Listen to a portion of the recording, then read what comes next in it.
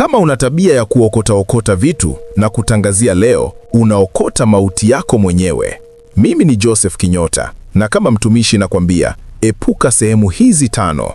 Na namba 5 ndiyo inamaliza watu wengi bila wao kujua. Namba 1, njia panda. Sikiliza nikwambie, njia panda ni madhabahu ya wachawi, ndipo kafara na magonjwa hutupwa.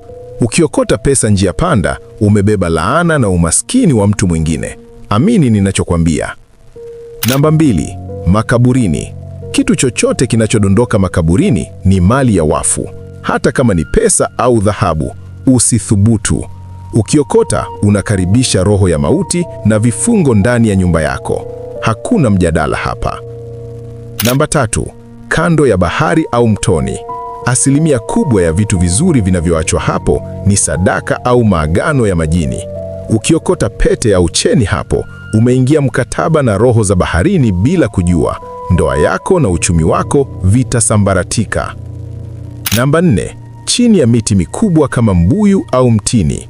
Haya ni makazi ya roho chafu.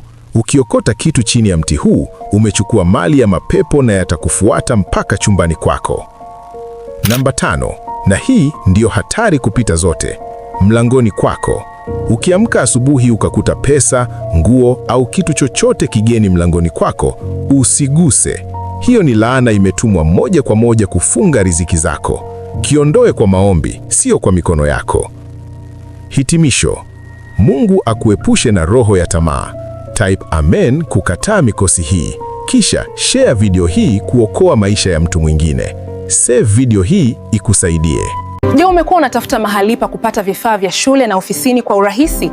Karibu Nyambo Stationery. Hapa ndio suluhisho lako la vifaa muhimu. Hapa utapata madaftari makubwa na madogo, counter books, mabegi ya shule na ya kusafiria. Pia tunauza na kusambaza vifaa bora kwa shule na ofisi. Mbali na vifaa vya shule na ofisini, pia tunatoa huduma za kifedha. Tunasaidia kupata vyeti vya kuzaliwa, vitambulisho vya NIDA na usambazaji wa gesi majumbani. Tunapatikana Kigamboni na tunafanya delivery popote ulipo. Karibu Nyambo Stationery. Hapa ndipo suluhisho lako linapatikana. Mnakaribishwa wote.